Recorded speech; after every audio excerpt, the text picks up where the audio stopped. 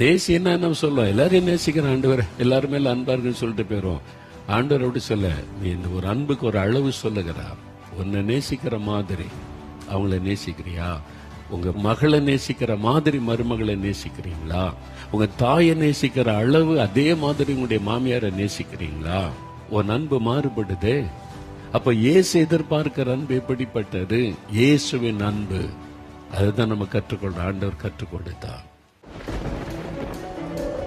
உலகம் முழுவதையும் ஆண்டவருடைய வருகைக்கு ஆயத்தப்படுத்த போகிற ஒரு எழுப்புதல் அக்னி இந்தியாவிலே போடப்படுகிற காலம் வந்துவிட்டது. ஒரு பக்கம் எழுப்புதல் நடக்கும் பொழுது இன்னொரு பக்கம் உபத்திரவத்தை சந்தித்து தான் ஆக வேண்டும். அதற்கு மத்தியிலே எனக்காக நெருக்க ஆயத்தமா? அந்த எழுப்புதல் அக்னி அந்த அளவிற்கு மாற்றத்தை கொண்டு வந்தது. தமிழ்நாட்டில் இந்த மாற்றம் வரப்போகிறது, இந்தியாவில் இந்த மாற்றம் வரப்போகிறது.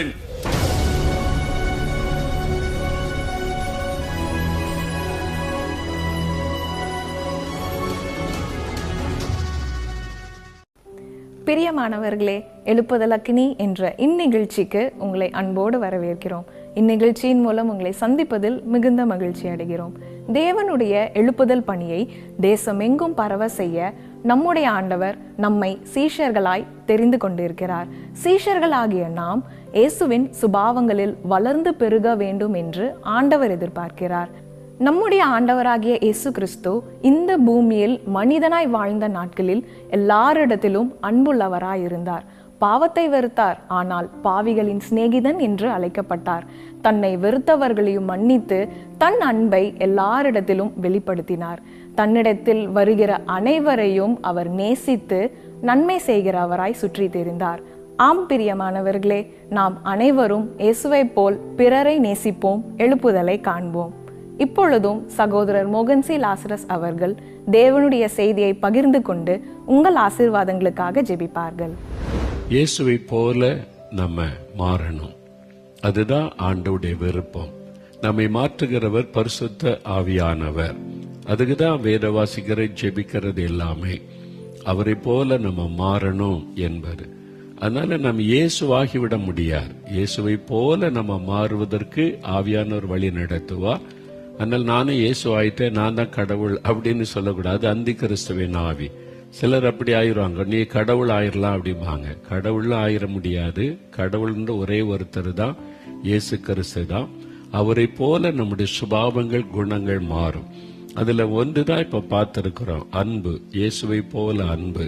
அவர் எல்லாரையும் நேசித்தார், யாரையும் புறக்கணிக்கல, பாவி என்று யாரையும் தள்ளவில்லை. எல்லாரிடத்திலும் அவர் அன்பு காண்பித்தார். அந்த அன்பு, இயேசுவின் அன்பு என் உள்ளத்தை அன்பால் நிரப்பி என்னை உம்மை போல் ஆக்கும். கடந்த நாட்கள்ல அதை பற்றி தியானித்தோம். அதை பற்றின இன்னும் சில விளக்கங்களை சொல்லும்படி ஆண்டவர் பேசினார். என்ன கர்த்தர் எனக்கு கற்றுக் கொடுத்தாரு. நான் இந்த பாட்டை பாடி பாடி அடிக்கடி ஜெபிப்பேன், உம்மை போல் ஆக்கும், என்னை உம்மை போல் ஆக்கும். ஆண்டவரே, உம்மை போல பரிசுத்த எனக்கு வேணும், உம்மை போல தாழ்மை எனக்கு வேணும், உம்மை போல சாந்த குணம் எனக்கு வேணும், உம்மை போல தாழ்மை எனக்கு வேணும், அது மாதிரி உம்மை போல அன்பு எனக்கு வேணும், உம்மை போல மனதுருக்கம் எனக்கு வேணும், உம்மை போல நான் செபிக்கணும், உம்மை போல நீர் பெற்றுக்கொண்டதை போல அபிஷேகம் எனக்கு வேணும், உம்மை போல நான் ஊழியம் செய்யணும். இது மாதிரிலாம் ஒன்னொன்னா தியானித்து ஜெபிப்பேன். அதுக்கு தான் 4 சுவிசேஷங்களை திரும்ப திரும்ப நான் வாசித்திருக்கிறேன். இப்படி ஒரு நாள் இயேசுவை போல அன்பு வேணும்னு ஜெபிக்கும் போது சில வசனங்களை கொண்டு ஆண்டவர் பேசினார். நம்ம ஒரு காரியத்துக்கு ஜெபிச்சு ஒரு வசனத்தை தியானிக்கும் போது அது சம்பந்தப்பட்ட இன்னொரு காரியத்தை ஆண்டவர் உணர்த்தி நம்ம முழுமையாய் வழி நடத்துவார். அதுல ஒரு காரியம் பாருங்க, யோவான் எழுதின சுவிசேஷம் 13ஆம் அதிகாரம், யோவான் 13ஆம் அதிகாரம் 34-35 வசனம். நீங்கள் ஒருவரில் ஒருவர் அன்பாயிருங்கள், நான் உங்களில் அன்பாய் இருந்தது போல நீங்களும் ஒருவரில் ஒருவர் அன்பாயிருங்கள் என்கிற புதிதான கட்டளையை உங்களுக்கு கொடுக்கிறேன். இயேசு தன் சீஷர்களை பார்த்து, தன்னை பின்பற்றுவதை பார்த்து சொல்றார். அப்ப இதன்படி நீங்க நடக்கணும். நீங்கள் ஒருவரில் ஒருவர் அன்புள்ளவர்களாய் இருந்தால் நீங்கள் என்னுடைய சீஷர்கள் என்று எல்லாரும் அறிந்து கொள்ளுவார்கள் என்றார். இயேசுவனுடைய சீஷர்கள் எப்படி இருப்பாங்க? எல்லாரிடத்துல அன்பா இருப்பாங்க. அதான் ஆண்டவர் சொல்றார். நீ அன்பா இருந்தா நீங்கள் என்னுடைய சீஷர்கள் என்று எல்லாரும் அறிந்து கொள்ளுவாங்க. நீங்க இயேசுவை பின்பற்றுகிற சீசர்கள் எப்படி தெரியும்? ஒரு பேட்ஜ் அணிந்து கொள்வதனாலயா, சிலுவை போட்டுக் கொள்வதனாலயா, அல்லது கையில பைபிள் வச்சுட்டு அப்படியே பரிசுத்தமா நடக்கிறதுனாலயா? எப்படி இயேசுவின் சீஷர் என்று அறிந்து கொள்ளுவாங்க? என்ன அடையாளம்? இயேசு சொல்றாரு, நீங்கள் ஒருவரில் ஒரு அன்பா இருந்தா நீங்க என்னுடைய சீஷர்கள் என்று எல்லாரும் அறிந்து கொள்ளுவாங்க. அப்ப அன்பா இருங்க. இதை குறித்து நான் தியானித்து எனக்கு அந்த அன்பு வேணும்னு ஜெபிக்கும் போது ஆண்டவர் இன்னொரு வசனம், மத்தேயு எழுதின சுவிசேஷம் 22 அதிகாரம் 37, 38, 39 வசனம் வாசிக்கிறேன். இயேசு அழகான ஒரு காரியம் சொல்றார். இயேசு அவனை நோக்கி, உன் தேவனாகிய கர்த்தரிடத்தில் உன் முழு இருதயத்தோடும் உன் முழு ஆத்மாவோடும் உன் முழு மனதோடும் அன்பு கூறுவாயாக. இது முதலாம் பிரதான கற்பனை.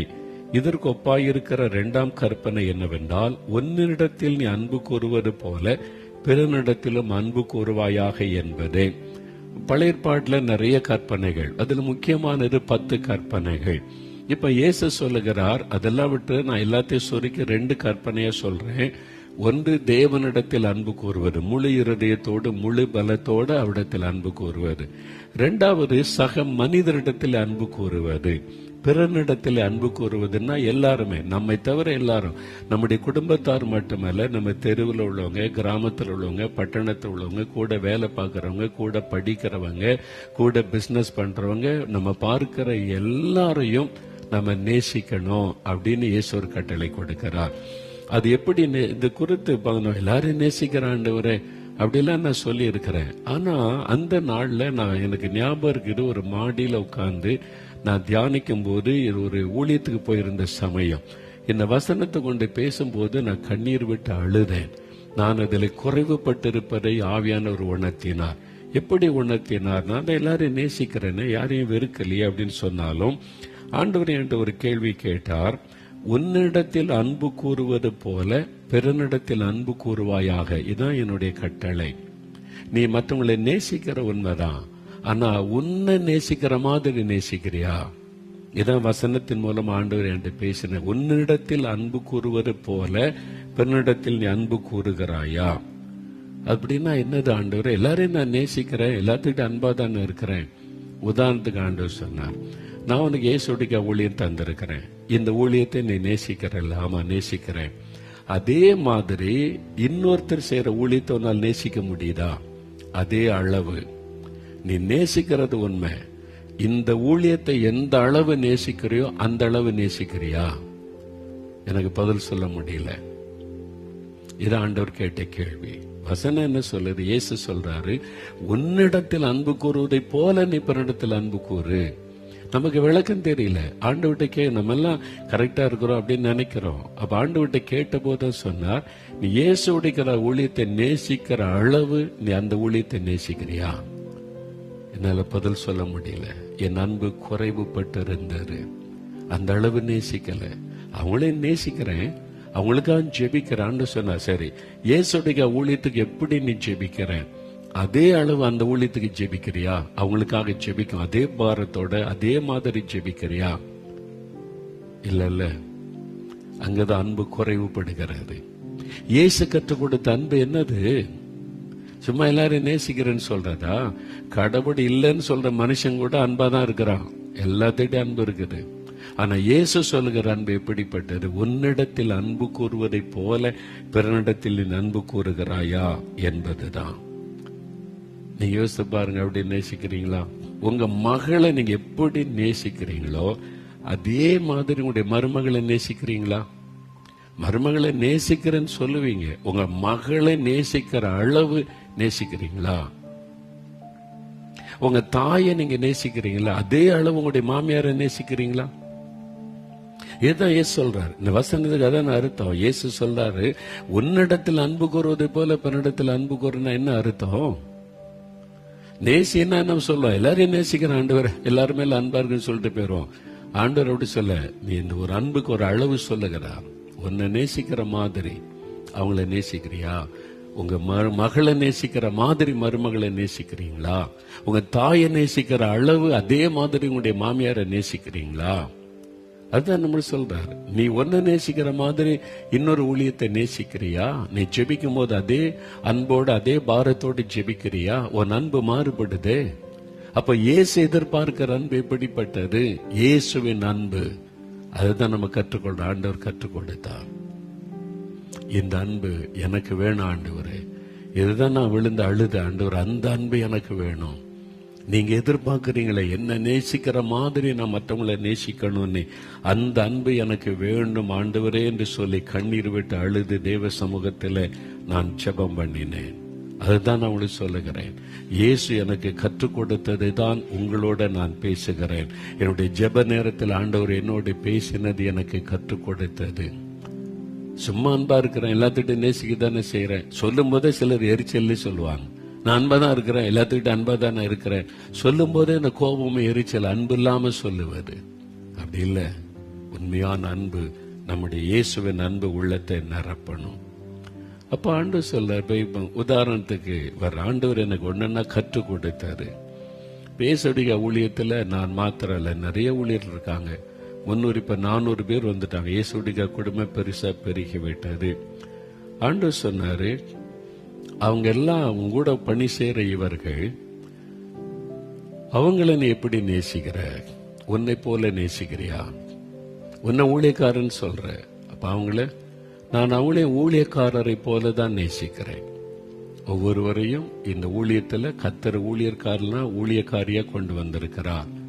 அப்ப என்ன நான் எப்படி நேசிக்கிறேன், அப்படித்தானே என் உடன் ஊழியர்களை நேசிக்கணும். அதனால்தான் நாங்கள் வெளியெல்லாம் போகும்போது எங்களுடைய ஊழியத்தில் வருவாங்க. எனக்கு வண்டி ஓட்டக்கூடிய டிரைவர் இருக்கிறாங்க. கூட எப்பவுமே இருந்து எனக்கு உதவி செய்கிற பிஏன்னு உலக வழக்கத்தில் சொல்லுவாங்க. பிஏம்பாங்க, அவங்கள டிரைவரும்பாங்க. ஆனா நான் போற இடத்துல இவங்க யார் பிரதர்ன்னு கேட்டா, இவங்க டிரைவரு, இவங்க என் பிஏ அப்படிலாம் சொல்ல மாட்டேன். என் கூட ஊழியம் செய்யற ஊழியர்கள் அப்படிதான் சொல்லுவேன் நான். இவங்க டிரைவர் அப்படிலாம் சொல்ல மாட்டேன். டிரைவர் வண்டி ஓட்டுவது அவங்களுக்கு கொடுக்கப்பட்ட ஊழியம். ஆனால் என்னோடு கூட ஊழியம் செய்யற ஊழியக்காரர். அப்பதான் அவங்க எனக்கு கொடுக்கிற கனத்தை அவங்களுக்கு கொடுப்பாங்க. அதை நான் விரும்புகிறேன். நான் போற இடத்துல அப்படிதான் நான் சொல்லுவேன். என்னுடைய உடன் ஊழியர்கள், என் உடன் ஊழியக்காரிகள், நாங்கெல்லாம் ஒன்னா சேர்ந்து கர்த்தருடைய ராஜ்யத்தை கட்டுகிற ஊழியம் செய்கிறோம். நான் கிரேட், நான் தான் பெரிய லீடர், இவங்கெல்லாம் கீழே. இந்த சிந்தை கூட எனக்கு வராதபடி ஆண்டவர் காத்து கொள்ள வேண்டும் என்று நான் ஜெபிக்கிறேன். நாங்க எல்லாம் சேர்ந்து தேவனுடைய ராஜ்யத்தை கட்டுகிறோம், அவ்வளவுதான். அப்போ அவங்க என் உடன் வேலையாட்கள், உடன் ஊழியர்கள். அப்படிதான். அப்ப அவங்களை எப்படி நீ நேசிக்கிற அப்படின்னு கேட்டா, எனக்கு ஆண்டவர் கற்றுக் கொடுத்து நான் செய்யறத உங்களுக்கு சொல்றேன். இது கரெக்டா தப்பா நீங்க டிசைட் பண்ணுங்க. எனக்கு ஆரம்ப காலத்திலிருந்து ஒரு பழக்கம். திருமணமாகறதுக்கு முன்னாலேயே நான் வாலிபனா இருக்கும்போது எங்காவது ஊழித்து போனா கூட ஊழியெல்லாம் முடிச்சுட்டு வீட்டுக்கு திரும்பும் போது வெறும் கையா வரவே மாட்டேன். எங்க வீட்டுல எங்க அம்மா இருக்காங்க, அப்பா இருப்பாங்க, உடன் பிறந்த சகோதரர் இருப்பாங்க. ஏதாவது பலகாரம் வாங்கிட்டு வருவேன். அந்த ஊர்ல எது விசேஷமோ அதை வாங்கிட்டு வருவேன். அது எனக்கு பழக்கம். அப்படியே வெறும் கையோட எங்கேயும் போறதுக்கு எனக்கு விருப்பம் இருக்காது. இப்போ ஒரு வீட்டுக்கு போனா ஏதாவது அவங்களுக்கு ஒரு பழங்களோ ஏதோ கொண்டு போனோம். இது என்னுடைய பழக்கம். எனக்கு சின்ன வயசுல இருந்து அப்படி ஆயிட்டு, வாலிப வயசுல இருந்தே எனக்கு வந்து விட்டாரு. அப்பவே அப்படிதான் செய்வேன். அது மாதிரி இப்பவும் அது மாதிரி போனா வீட்டுக்கு ஏதாவது வாங்கிட்டு வரேன். சில சமயம் சில சூழ்நிலை முடியாமல் ஆயிருமே தவிர பெரும்பாலும் நான் அது மாதிரிதான் வருவேன் வீட்டுக்கு ஏதாவது வாங்கி கொண்டு. அப்ப நான் வாங்கிட்டு வரும்போது என் கூட ஊழியம் செய்யறவங்க, அவங்களுக்கு குடும்பம் இருக்குல்ல, அவங்களுக்கு மனைவி பிள்ளைகள் இருக்காங்கல்ல, அவங்களும் அப்பா வெளியே போயிட்டு வராங்க, ஏதாவது கொண்டு வர பிள்ளைகள் எதிர்பார்க்கும்ல. இந்த சிந்தையை கர்த்தர் உண்டாக்கினார். அதனால எங்களோட ஊழியத்துக்கு நாங்க 4 நாள் குருசேட் போறோம் அப்படின்னு சொன்னா எனக்கு கொடுக்கிற காணிக்கையை அவங்களுக்கு பகிர்ந்து கொடுப்பேன். வீட்டுக்கு ஏதாவது வாங்கிட்டு போங்க. திருப்பத்தூருக்கு போவோம் ஊழியத்துக்கு, 3 நாள் உபவாசத்துக்கு 15 சில சமயம் 20 பேர் போவோம். வேலைன்னா பல டீம் வருவாங்களா, மியூசிக் டீம் வருவாங்க, ரெக்கார்டிங் எடுக்கிறதுக்கு வருவாங்க. 15-20 பேர் போவாங்க இயேசுடிகா ஊழியத்துல இருந்து. அதை முடிஞ்சு வரும்போது கேட்டு பாருங்க, நான் பேசுறது வெளிப்படை. இப்ப எங்க ஆட்களும் கூட தான் கவனிக்கிறாங்க. நான் போய் சொன்னா அவங்களே கேள்வி கேட்பாங்க. அப்படி சொல்லி எல்லாரும் எத்தனை பேர் வந்திருக்க அத்தனை பேருக்கும் நான் பகிர்ந்து கொடுப்பேன். எனக்கு இயேசுடிகா ஊழிய காணி கொடுக்க மாட்டேன். எனக்கு கொடுக்கறதுல அவங்களுக்கு ஷேர் பண்ணி ஏதாவது வீட்டுக்கு போகும் பலகாரம் பழங்கள் ஏதாவது வாங்கிட்டு போங்க. எல்லாருக்கும் 20 பேருக்குமே கொடுப்பேன். எங்க ஊழிய லீடர்கிட்ட, எங்க கூட பணி செய்யறவன்ட்டு கேட்டு பாருங்க தெரியும். ஏன் வெளிநாட்டு போனா கூட, நாங்க 4-5 பேர் போனா கூட ஊழியெல்லாம் முடிஞ்ச பிறகு ஒரு நாள் ஒரு பொருள் வாங்கினா எல்லாத்துக்கும் நான் காசு கொடுத்து வாங்கிக்கொள்ளுங்க, உங்க வீட்டுக்கு ஏதாவது வாங்கிக்கொள்ளுங்கன்னு சொல்லி கேட்டு பாருங்க.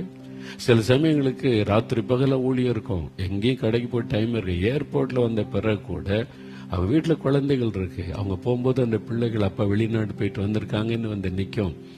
அப்போ ஏர்போர்ட்ல அது ஸ்வீட் வாங்கி நீங்க கேட்டு பாருங்க, 10 பேர் 12 பேர் வந்தாலும் எல்லாருக்கும் நான் வாங்கி கொடுப்பேன். இதுதான் கர்த்தர் என்னை கற்றுக்கொடு. நீ ஒன்ன நேசிக்கிறல்ல, உன் குடும்பத்தின் மேல் அக்கறையா இருக்கல, அந்த குடும்பத்தின் மேல் அக்கறையா இருக்கணும். இந்த சிந்தை உனக்கு இருக்கணும்னு கற்றுக் கொடுத்தவர் இயேசு. அதுதான் இயேசுடைய அன்பு. அதை நான் கடைபிடிக்கிறேன். இன்றைக்கும் எங்க ஊழியத்தில் உள்ளவங்க எல்லாம் கேட்டுக்கிட்டு இருக்காங்க, இங்க இருக்கிறாங்க. அவங்களுக்கு மத்தியில தான் நான் சொல்லுகிறேன், கேட்டு பாருங்க தெரியும். அதே மாதிரி டிசம்பர் மாசம் வந்துட்டா, சில வருஷத்துக்கு முன்னாடி டிசம்பர் மாசம் வந்துட்டா பிள்ளைகளுக்கு ட்ரெஸ் எடுக்கணும், மனைவி குடும்பத்துக்கு ட்ரெஸ் எடுக்கணும்ல, கிறிஸ்துமஸ் ட்ரெஸ் அப்ப நிறைய கஷ்டப்படுவாங்க. கிறிஸ்துமஸ் வந்துட்டா அப்ப ஒரு கடன் வாங்கியாவது பிள்ளைகளுக்கு எடுக்கணும்னு சொல்லிட்டு, அப்ப ஆண்டவர் பேசினார் கிறிஸ்துமஸுக்கு. அப்போ அவங்க என்ன செய்வாங்க, எல்லாருக்கும் ட்ரெஸ் எடுக்கணும். அப்ப நான் என்ன செய்யணும் ஆண்டவரே, அவங்க ஊழியத்துல இருக்கிறாங்க, என் ஊழியத்துல.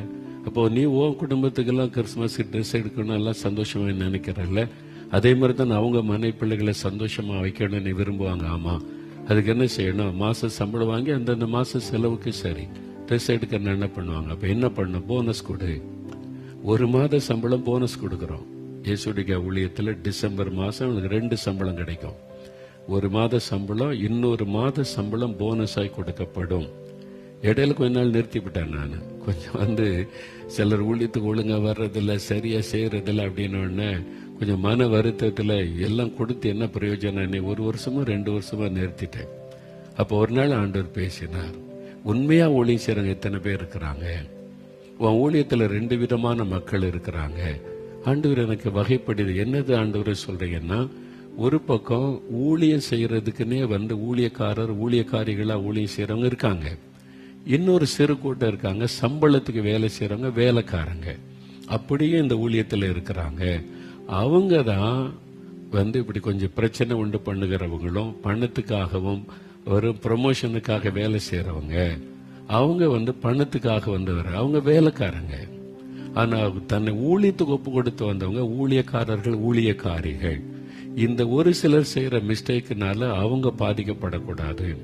அதனால என்ன செய்யணும், ஆண்டவர் சொன்னார் ஒரு அழகான ஆலோசனை, நான் திரும்ப வரும்போது அவனுடைய கிரியைகளுக்கு ஏற்ற பலனை கொடுப்பேன். அப்படிதான் பைபிள்ல நான் சொல்லியிருக்கேன். அவனுடைய கிரியைகள் எல்லாருக்கும் ஒரே மாதிரி பலன் கொடுக்க மாட்டேன், அவங்களுடைய கிரியைகளுக்கு ஏற்ற பலன் தர. அதே மாதிரி ஒரு வருஷம் முழுவதும் அவங்கள பாரு, அவங்க எத்தனை பேர் ஒழுங்கா ஜெபத்துக்கு வந்திருக்கிறாங்க, எத்தனை பேர் உபவாசத்துக்கு வந்துடுறாங்க, எத்தனை பேர் ஆல்நைட் பிரேயருக்கு வர்றாங்க, எத்தனை பேர் உண்மையா ஊழியம் செய்யறாங்க, அவங்களுக்கெல்லாம் 100% கூட அவங்களுடைய கிரியைகளுக்கு ஏற்றபடி.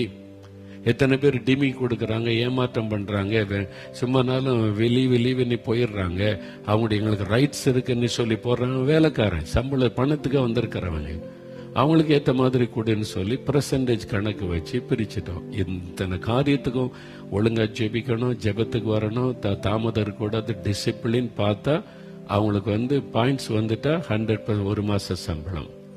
பாயிண்ட்ஸுக்கு வர இவர் ஒழுங்கா டைமுக்கு வருவதில்லை, எல்லாம் பிந்தி வர்றாங்க. வேலைக்கு ஊழியத்துல ஒழுங்கா செயல்படுவதில்லை, வாக்குவாதம் பண்ணுவார், அவருக்கு பணம் தான் முக்கியம், ப்ரொமோஷன், இதெல்லாம் பாயிண்ட்ஸ் வச்சு 100 பாயிண்ட் எடுத்துட்டா 1 மாசம் சம்பளம் அவங்களுக்கு.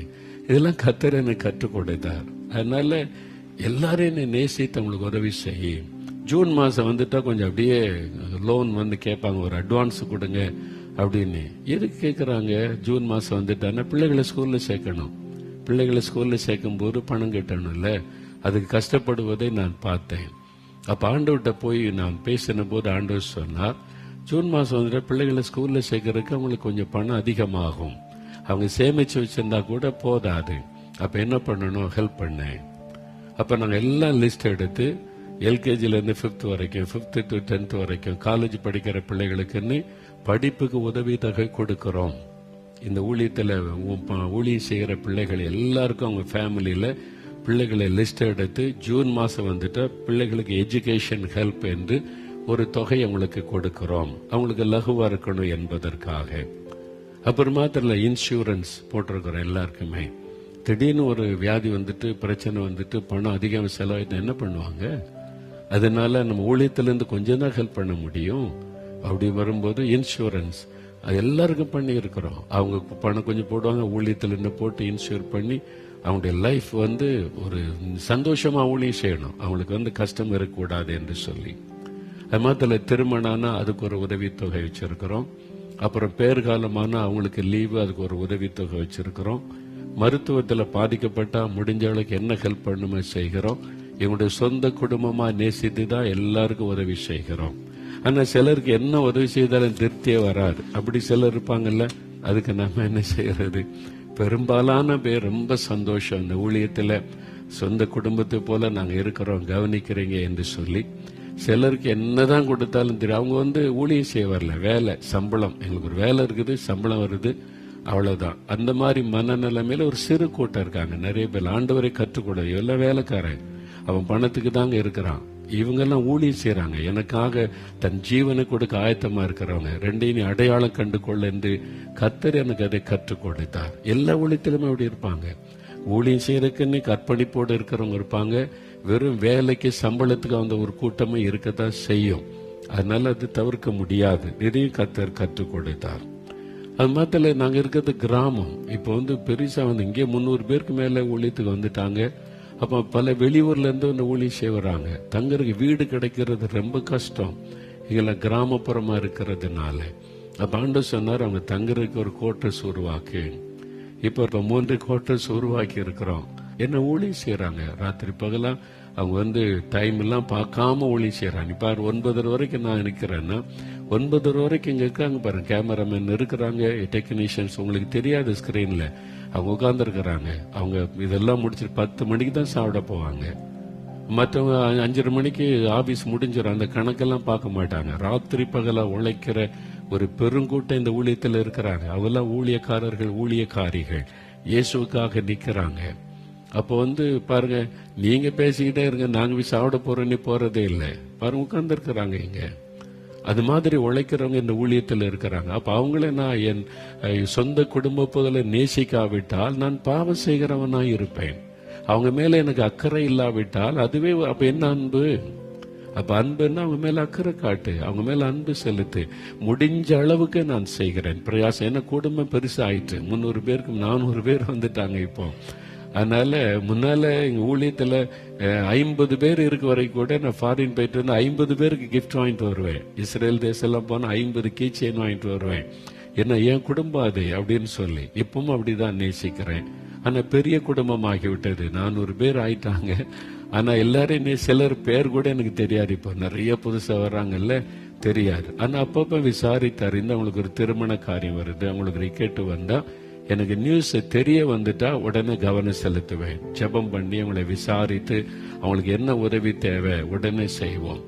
அது மாத்திரம் ஆண்டவர் சொன்னாரு, ஒரு ஊழியக்காரனை நான் பயன்படுத்துறேன். அற்புத அடையாளம் நடக்கும் போது, நீ கேள்விப்படும் போது உன் மனசு எப்படி இருக்குது?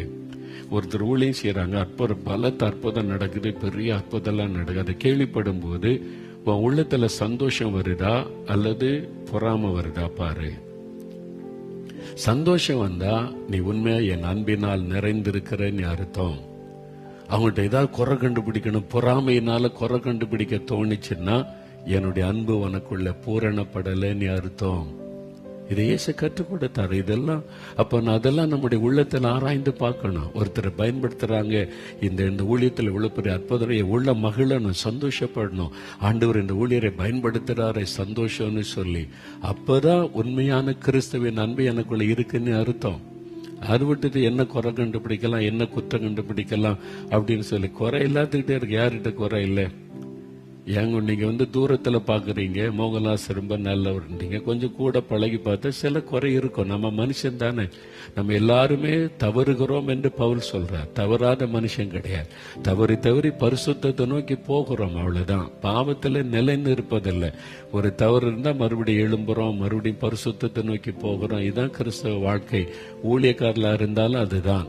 அதனால நம்ம மற்றவங்களுடைய குறைகளை பார்க்காதபடி நிறைவை பார்த்து ஆண்டவரை துதிக்கணும். அதான் எந்த மனுஷன்கிட்ட குறை சொன்னா முதல்ல அவங்க என்ன நல்லது செய்யறாங்க பாருங்க, அவங்க என்ன மாதிரி கர்த்தருக்கு ஊழியம் செய்யறாங்க பாருங்க. சிலர் ஒண்ணுமே செய்யாம கம்ப்ளீட் ஃப்ராடா இருப்பாங்க. அது பிசாசுக்கு ஊழியம் செய்றாங்க. அவங்கள நம்ம பிசாசு எப்படி நேசிக்க முடியும்? சாத்தானே நேசிக்க முடியாது. கள்ள உபதேசம் பண்ணவங்களே நேசிக்க முடியாது. அந்தி கிறிஸ்தன் ஆவி பெற்றவங்களே நேசிக்க முடியாது. பிசாசுக்கு ஊழியம் செய்யறவங்களே நேசிக்க முடியாது. மற்றபடி கர்த்தருடைய ஊழியம் செய்யறவங்க அவங்க மூலமா ஆத்மா ரட்சிக்கப்படுது, அவங்க மூலமா ஆண்டவர் மகிமைப்படுறாரு, அவங்க மூலமா இவ்வளவு மக்கள் ரட்சிக்கப்பட்டு ஆண்டவர் அதை பார்த்துட்டா நீங்க குறைகளையே பேசி குற்றப்படுத்தி கொண்டிருக்காம இயேசுவை போல நேசிக்க பழகுன்னு கர்த்தர் எனக்கு கற்றுக் கொடுத்தாரு. அதனால்தான் நான் அது மாதிரி எல்லாரையும் நேசிக்கிறேன். ஒருத்தர் கேள்விப்பட்டா என் மனசு ரொம்ப பாதிக்கு, ஆண்டவரே அவங்க சபையில் இந்த பாதிப்பு, அந்த ஊழியக்காரருக்கு இந்த பாதிப்பு ஆண்டவரே அதை பாரப்படுத்தும். அந்த பாரம் நமக்குள்ள வரும். உன்னை போல மற்றவர்களை நேசினா அதுதான் ஆண்டவர் நமக்கு கற்றுக் கொடுக்கிற காரியம். நீங்க எப்படி நேசிக்கிறீங்களா? உங்களுக்குள்ள அந்த அன்பு இருக்குதா? எனக்கு இருக்குதா? நம்ம இன்னும் பூரணப்படணும். நான் இன்னும் பூரணமாயிட்டேன்னு சொல்ல மாட்டேன், இன்னும் ஜெபிக்கிறேன். அந்த மாதிரி அன்பு ஆண்டவரே, உம்முடைய அன்பு, நீங்க மற்றவங்களை நேசிச்சீங்களே, என்னை போல நான் மற்றவங்களை நேசிக்கணும், அந்த அன்பை எனக்கு தாங்கன்னு கேட்ட அந்த அன்பை இயேசு தருவார். இதுதான் ரொம்ப முக்கியம். நீங்க நம்மை போல மற்றவங்களை நேசிக்கணும். வேலை செய்யற இடத்துல கீழே வேலை செய்யறாங்களா, உங்களை போல அவங்கள நேசிங்க. யாரையும் அற்பமா நினைச்சு நீங்க அசெட்டப் பண்ணி அவங்களை காயப்படுத்தாத, அவங்கள நேசிங்க. எதுக்கு அவங்கள அற்பமா நினைக்கிறீங்க? அற்பமா பேசுறீங்க. கோவப்படு திட்டுவது அன்பினால திட்டம். நான் எங்க ஊழியத்தில் உள்ள சிலர் திட்டுவேன், நான் சிலர் கோவப்படுவேன், ஆள்கிட்ட கேள்வி. அது அன்புனால இந்த ஊழியம் கரெக்டா நடக்கணும் என்பதற்கு. அவங்க வேலைக்காரன், இவன் நமக்கு தேவையில்லை, அப்படி ஒரு நாள் ஒருத்தரை நினைக்கவே மாட்டேன். அப்படி நினைச்சா நான் பாவம் செய்கிறவன். இந்த ஊழியத்துக்குள்ள வந்திருக்கிற அத்தனை பேரும் ஆண்டவரால் கொண்டு வரப்பட்டவள்னு நான் விசுவாசிக்கிறேன். எங்க ஊழியத்தில் இருக்கிற பிள்ளைகள், பையங்க, பிள்ளைகள் யாருன்னாலும் சரி ஆண்டவரால கொண்டு வரப்பட்டவங்க. அதனால அவங்கள நான் கனப்படுத்துறேன், மதிக்கிறேன், என்னை போல நான் நேசிக்கிறேன். அது மாதிரி நடந்து கொள்ளக்கூடிய இருதயம் எனக்கு வேணும்னு அடிக்கடி ஜெபிப்பேன். நம்ம ஜெபிக்க தவறித்த பிசாசு கொஞ்சமா கசப்பை உண்டாக்கிடுவான்.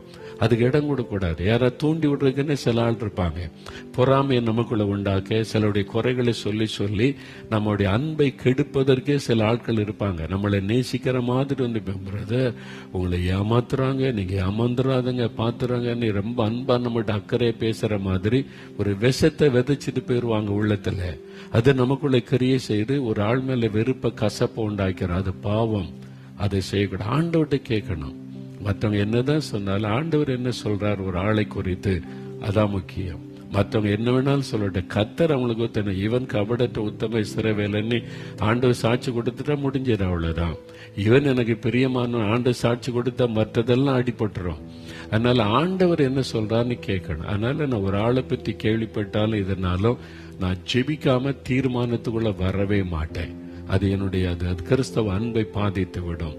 ஆண்டவர்கிட்ட அந்த காரியத்தை இப்படி கேள்விப்படுற ஆண்டவரே, இந்த ஊழியரை குறித்து இவங்களை குறித்து என்ன காரியம், ஆண்டவர்கிட்ட கேட்டு ஆண்டவர் சொல்லுகிறபடிதான் தீர்மானம் எடுப்பேன்.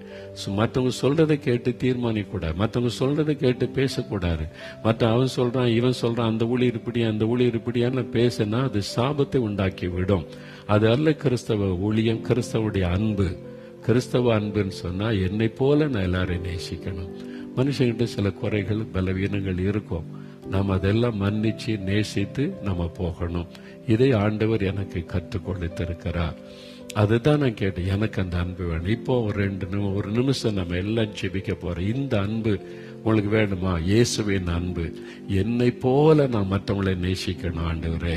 அப்படி கேட்குறீங்களா? ஒரு நிமிடம் முழங்கால் படியிடுங்க, இருதயத்தில் கை வைங்க. இயேசுவே, இப்படிப்பட்ட அன்பை எனக்கு தாங்க. என்னை போல நான் மற்றவங்களை நேசிக்கணும். என்னை போல பிறனை நேசிக்க நீங்க கட்டளை கொடுத்திருக்கிறீங்க. அந்த அன்பு எனக்கு வேணும். அந்த அன்பு என்கிட்ட இல்லை. என் மகளை மாதிரி என் மருமகளை நேசிக்க முடியல. என்னுடைய தாயை போல மாமியாரை நேசிக்க முடியல. என்னை மன்னிச்சிருங்க. எனக்கு அந்த அன்பை தாங்க ஆண்டவரே. என்னை போல என் உடன் ஊழியர்களை நேசிக்க முடியல. அந்த அன்பை எனக்கு தாங்க ஆண்டவரே. கேளுங்க கேளுங்க கேளுங்க, ஆண்டவரிடத்துல கேளுங்க. ஆண்டவரே, எனக்கு அந்த அன்பை தாரும். என்னை போல மற்றவர்களை நேசிக்கிற ஒரு அன்பை எனக்கு தாரும். கேளுங்க ஆண்டவரிடத்துல. இப்பொழுது அந்த அன்பை பெற்றுக் கொள்வீங்க ஆண்டவரே. ஒவ்வொருடைய உள்ளத்திலும் அந்த அன்பை ஊற்றுங்க ஆண்டவரே. அந்த கிறிஸ்துவின் அன்பு, இயேசுவின் அன்பு ஊற்றப்படட்டும் அப்பா. ஆண்டவரே, நீங்க சொன்னபடி ஆண்டவரே, உங்களை நாங்க நேசிக்கணும். எங்களுடைய அயலகத்தாரை எல்லாரையும் அதே மாதிரி நேசிக்கணும். எங்களை நேசிக்கிற மாதிரி எல்லாரையும் நேசிக்கணும். அந்த அன்பை எனக்கு தாங்க, எங்களுக்கு தாங்க, எங்க எல்லாருக்கும் தாங்க. உம்மை போல அன்பை எங்களுக்கு தாங்காண்டவரே என்று ஜெபிக்கிறோம். யார் யார் ஜெபிக்கிறாங்களோ அவருடைய உள்ளத்தில் அந்த கிறிஸ்துவின் அன்பு ஊற்றப்படட்டும். இயேசுவின் நாமத்தில் ஜெபிக்கிறோம் பிதாவே. ஆமென்.